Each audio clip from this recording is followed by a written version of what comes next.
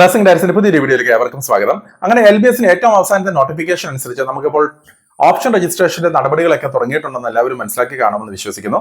അപ്പോൾ ഈ option registration എന്നുള്ളത് 15-ാം തീയതി വരെ മാത്രമാണ് നിലനിൽക്കുന്നത്. അപ്പോൾ ഈ ഓപ്ഷൻ രജിസ്ട്രേഷൻ എന്നുള്ളത് 16-ാം തീയതിക്കുള്ളിൽ തന്നെ ചെയ്യേണ്ട ഒരു കാര്യമാണ്. അപ്പം ഇത്തരം ദിവസങ്ങൾ മാത്രമാണ് നിങ്ങൾക്ക് കോളേജുകൾ സെലക്ട് ചെയ്യാനുള്ള ഒരു അവസരം ലഭിക്കുക. അപ്പോൾ 16-ാം തീയതി തന്നെ ഫസ്റ്റ് ട്രയൽ അലോട്ട്മെന്റുകൾ പബ്ലിഷ് ചെയ്യുമെന്നാണ് ഇപ്പോൾ നമുക്ക് വെബ്സൈറ്റിൽ നിന്നും അറിയാൻ കഴിയുന്ന ഒരു കാര്യം. അപ്പോൾ നമ്മൾ ഓപ്ഷൻ രജിസ്ട്രേഷൻ സമയത്ത് ശ്രദ്ധിക്കേണ്ട ഏതാനും ചില ഇൻഫർമേഷൻസ് ആണ് ഈ വീഡിയോയിലൂടെ പാസ് ചെയ്യാൻ ഉദ്ദേശിക്കുന്നത്. അപ്പോൾ ഏറ്റവും ആദ്യം നിങ്ങൾ കോളേജുകളുടെ ലിസ്റ്റുകൾ നിങ്ങൾ തന്നെ തയ്യാറാക്കേണ്ടതായിട്ടുണ്ട്. അപ്പോൾ ഗ്രേഡ് അനുസരിച്ച് വേണം നിങ്ങൾ കോളേജുകൾ ഓപ്ഷൻസ് നൽകുവാനായിട്ട്. അപ്പോൾ നിങ്ങൾക്ക് ഏറ്റവും ആദ്യം ചേരാൻ അല്ലെങ്കിൽ ഏറ്റവും നിങ്ങൾക്ക് താല്പര്യമുള്ള കോളേജുകൾ ഏറ്റവും ആദ്യം തന്നെ വെച്ചു കൊടുക്കുവാനായിട്ട് പ്രത്യേകം ശ്രദ്ധിക്കുക. ഒരു പക്ഷേങ്കിൽ ആവറേജ് മാർക്കുള്ള കുട്ടികളെ സംബന്ധിച്ച് അപ്പോൾ അവര് ഏറ്റവും താഴെയുള്ള കോളേജുകളായിരിക്കും ഏറ്റവും ആദ്യം നൽകാൻ സാധ്യതയുള്ളത്. അങ്ങനെ പല കുട്ടികളും കഴിഞ്ഞ വർഷങ്ങളൊക്കെ ചെയ്യുകയുണ്ടായി. അപ്പോൾ ആവറേജ് മാർക്കുള്ള കുട്ടികളാണെന്നുണ്ടെങ്കിലും ഏറ്റവും ബെസ്റ്റ് കോളേജുകൾ ആ ഒരു പ്രയോറിറ്റി വെച്ച് മാത്രം നിങ്ങൾ ഈ ഒരു സമയത്ത് നൽകുവാനായിട്ട് പ്രത്യേകം ശ്രദ്ധിക്കുക. ഇല്ലാത്ത പക്ഷം നിങ്ങൾ ഏറ്റവും ഗ്രേഡ് കുറഞ്ഞ കോളേജുകളാണ് ഏറ്റവും ആദ്യം വെച്ചെങ്കിൽ തീർച്ചയായിട്ടും അതിലേക്ക് തന്നെയായിരിക്കും നിങ്ങൾക്ക് ഡയറക്റ്റ് ചെയ്ത് കിട്ടാൻ സാധ്യതയുള്ളത്. അപ്പോൾ എല്ലാവരും ചോദിക്കുന്ന ഒരു കാര്യമാണ് ആദ്യം ഗവൺമെന്റ് കോളേജുകൾ വെച്ച് അത് കഴിഞ്ഞതിന് ശേഷം പ്രൈവറ്റ് കോളേജുകൾ വെക്കുക എന്നുള്ള രീതിയിലാണോ നിങ്ങൾക്ക് നൽകേണ്ടതെന്നുള്ളത്. അപ്പോൾ നിങ്ങൾക്ക് അത് നിങ്ങളുടെ ഇഷ്ടത്തിനനുസരിച്ച് ചെയ്യാൻ സാധിക്കുന്നതാണ്. നമുക്കറിയാവുന്നതുപോലെ ഗവൺമെന്റ് കോളേജുകൾ പുതുതായിട്ട് തുടങ്ങിയവയിൽ മിക്കവയിലും വേണ്ടത്ര സൗകര്യങ്ങളും അടിസ്ഥാന സൗകര്യങ്ങളൊന്നും ഇല്ലാതെയാണ് പ്രവർത്തിക്കുന്നത്. അപ്പോൾ അങ്ങനെ വരുന്ന സാഹചര്യത്തിൽ നിങ്ങൾക്ക് എല്ലാ ഗവൺമെന്റ് കോളേജുകളും ഏറ്റവും ആദ്യം വെക്കണം എന്ന് ഞാൻ സൂചിപ്പിക്കുന്നില്ല. അപ്പോൾ നിങ്ങൾക്ക് പ്രയോറിറ്റി ബേസ് ചെയ്തിട്ട് നിങ്ങൾക്ക് താല്പര്യമുള്ള കോളേജുകൾ ഏറ്റവും ആദ്യം സെലക്ട് ചെയ്യുക. അതിൽ തന്നെ പ്രൈവറ്റ് കോളേജുകളാണെന്നുണ്ടെങ്കിൽ നിങ്ങൾക്ക് മിക്സ് ചെയ്ത് വെക്കുവാനായിട്ട് സാധിക്കുന്നതാണ്. ഇത് കൂടാതെ തന്നെ ഓപ്ഷൻ രജിസ്ട്രേഷൻ സമയത്ത് ഒരു കോഴ്സ് മാത്രമല്ല, ഇപ്പോൾ ഇവരിലുള്ള മറ്റുള്ള നഴ്സിംഗിനോടൊപ്പം തന്നെ മറ്റുള്ള പാരാമെഡിക്കൽ കോഴ്സുകൾ മിക്സ് ചെയ്ത് വെക്കാനുള്ള പോസിബിലിറ്റി ഉണ്ടാവുന്നതാണ്.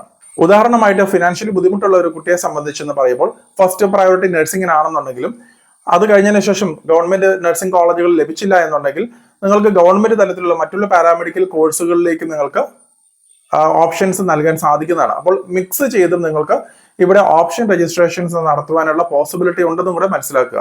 അത് മാത്രമല്ല LBSൽ നമുക്ക് യാതൊരു ലിമിറ്റുകളുമില്ല.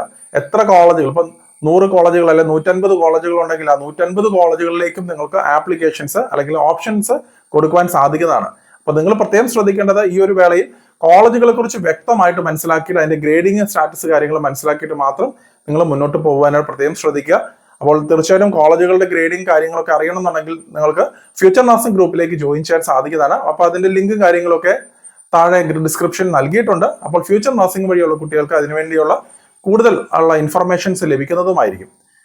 അത് മാത്രമല്ല നമുക്ക് ഓപ്ഷൻ രജിസ്ട്രേഷൻസ് നൽകി കഴിഞ്ഞതിന് ശേഷം വരുന്ന ട്രയൽ അലോട്ട്മെന്റിൽ വീണ്ടും നിങ്ങൾക്ക് ഒരു കോളേജുകൾ അങ്ങോട്ടും ഇങ്ങോട്ടും ഓർഡർ മാറ്റാനായിട്ടോ ആഡ് ചെയ്യാനോ ഡിലീറ്റ് ചെയ്യാനുള്ള പോസിബിലിറ്റി ഉണ്ടെന്നുള്ളത് കൂടെ മനസ്സിലാക്കുക. അപ്പോൾ പല കുട്ടികൾ ചെയ്യുന്ന ഒരു കാര്യം ഏറ്റവും ടോപ്പ് കോളേജുകൾ മാത്രം, വളരെ കുറച്ച് നമ്പർ ഓഫ് കോളേജസ് മാത്രം കൊടുക്കുകയും ഫസ്റ്റ് സെക്കൻഡ് അലോട്ട്മെന്റുകൾക്ക് ലഭിക്കാതെ വരുന്ന സാഹചര്യത്തിൽ അവർക്ക് ബുദ്ധിമുട്ടുകൾ നേരിടാൻ സാധ്യതയുണ്ട്. കാരണം ഇവിടെ സ്പെസിഫിക്കലി പറയുന്ന ഒരു കാര്യമാണ്, മെയിൻ അലോട്ട്മെന്റുകൾ തുടങ്ങിക്കഴിഞ്ഞാൽ പുതുതായിട്ട് ചേർക്കുന്ന കോളേജ് ലിസ്റ്റുകൾ മാത്രമേ നിങ്ങൾക്ക് കൊടുക്കുവാൻ സാധിക്കുകയുള്ളൂ. ഓൾറെഡി ഇപ്പം എക്സിസ്റ്റ് ചെയ്തിരിക്കുന്ന ഇപ്പോൾ ഓപ്ഷൻ രജിസ്ട്രേഷൻ സമയത്തുള്ള കോളേജുകളൊന്നും അഥവാ നിങ്ങളിപ്പോൾ ഓപ്റ്റ് ചെയ്തില്ല എന്നുണ്ടെങ്കിൽ നിങ്ങൾക്ക് മുന്നോട്ട് ഓപ്ഷൻസ് നൽകുവാനായിട്ട് സാധിക്കുകയില്ല എന്നുള്ള ഒരു കാര്യമാണ് പ്രത്യേകം ശ്രദ്ധിക്കേണ്ടത്. അതുകൊണ്ട് തന്നെ മാക്സിമം കോളേജുകൾ നിങ്ങൾ ഈ ഒരു വേളയിൽ സെലക്ട് ചെയ്യാനായിട്ട് പ്രത്യേകം ശ്രദ്ധിക്കുക. അത് മാത്രമല്ല നിങ്ങൾ ഈ ഒരു സെലക്ട് ചെയ്യുന്ന സമയത്താണെങ്കിലും നിങ്ങൾക്ക് ഒരു പക്ഷേങ്കിൽ ഇപ്പൊ 100 കോളേജുകൾ നിങ്ങൾ സെലക്ട് ചെയ്തു, നിങ്ങളുടെ മാർക്കിന്റെ അടിസ്ഥാനത്തിൽ നിങ്ങൾക്ക് 21ാമത്തെ കോളേജാണ് ലഭിക്കേണ്ടതെങ്കിൽ തീർച്ചയായിട്ടും പ്രയോറിറ്റി ബേസ് ചെയ്തിട്ട് 21ാമത്തെ കോളേജ് ലഭിക്കുക തന്നെ ചെയ്യും. അപ്പോൾ ബാക്കിയുള്ള കോളേജുകളെല്ലാം ലിമിറ്റ് ചെയ്ത് അല്ലെങ്കിൽ മാറിപ്പോവും എന്നുള്ളതാണ്. അതേസമയം കുറച്ചും കൂടെ മാർക്ക് കുറവുള്ള കുട്ടി ഇപ്പം 100 കോളേജുകൾ ലഭിച്ചു കഴിഞ്ഞാൽ 100 കോളേജുകൾ ലിസ്റ്റിൽ കൊടുത്തു കഴിഞ്ഞാൽ ചിലപ്പം 99ാമത്തെ കോളേജ് ആയിരിക്കും ലഭിക്കുക. അപ്പോൾ ആ കുട്ടിയെ സംബന്ധിച്ച് 50 കോളേജുകൾ മാത്രം വെച്ച് കൊടുത്താൽ എന്താ സംഭവിക്കുന്നത്? ഇപ്പോൾ പറയുന്ന പോലെ മറ്റുള്ള കോളേജുകളിലേക്കുള്ള ഓപ്ഷൻസ് കിട്ടാതെ വരും എന്നുള്ളതാണ്. അതുകൊണ്ട് തന്നെ മാക്സിമം കോളേജുകൾ നിങ്ങൾ ഓപ്ഷൻസ് വെച്ച് കൊടുക്കുക എന്നുള്ളതാണ് ഈ വേളയിൽ നിങ്ങൾ ശ്രദ്ധിക്കേണ്ട ഒരു കാര്യം. അപ്പോൾ മറ്റൊരു അപ്ഡേറ്റുമായി ഉടൻ തന്നെ കാണാം. നന്ദി.